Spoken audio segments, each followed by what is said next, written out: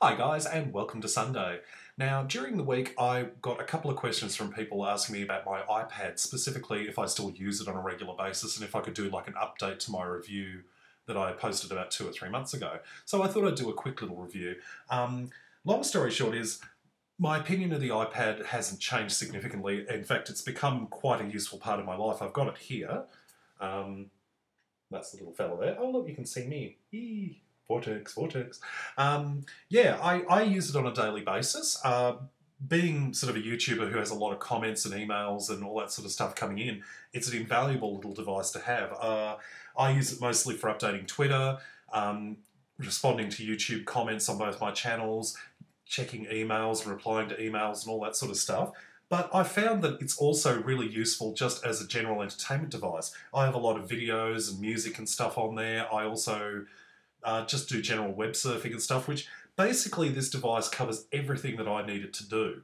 I'm not the kind of person who needs to add USB devices to things or rip apart stuff or put second sort of weird sort of third-party software and stuff like that on. Whatever I need is pretty much already on it. What wasn't, I've been able to get from the App Store pretty quickly, so there's not an issue there. Generally speaking, as I said, updating Twitter is remarkably simple. I mean, that's Twitterific there. That's the program I use for Twitter on the iPad, and it's surprisingly simple to use. It's actually more easier to use than, say, just logging into Twitter on the browser, because there's a lot more functions. It automatically shortens down links and things like that, so I find that really useful. When it comes to email, it's just a matter of going to my Gmail or my Hotmail. It's fairly simple to use. I use the mobile versions of both, and I can get things done in like seconds. Internet-wise, it's incredibly simple to use. I've got Wi-Fi at home, plus I've got the 3G model, so I went out and got a prepaid 3G system or SIM card for it. So when I go out, I've got pretty much on-demand internet, and it's pretty much as quick as my internet at home. At least that's how it feels. It's almost certainly slower, but when you're using the iPad, everything's pretty much instant use. So I'm quite happy with that.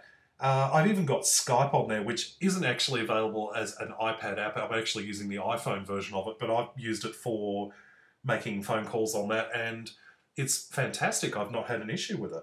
So realistically, the iPad is quite a good little device, but again, it comes down to what you need to use it for. If you need something that you can update and adapt and add new software to and add new parts to it and things like that, you're probably better off going with a laptop or something like that. But personally, I find this incredibly comfortable to use, because realistically, all I'm doing is just popping it in my hand like this and just tapping away.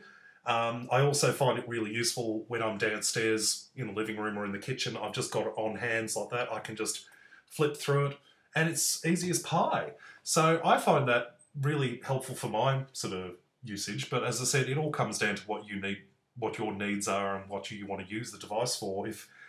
As I said, if you're looking to do more complex things or business type stuff, then you're probably better off going with a laptop or a netbook. Anyway, I just thought I'd do this quick little update and let you guys know how my iPad's going. I must admit, it's really changed the way I do things on YouTube, especially when it comes to comments and emails and tweeting. But yeah, it's really changed the way I do things. It makes things a lot easier for me, so I can live with that. Anyway, guys, I'm going to wrap this up. I shall talk to you tomorrow.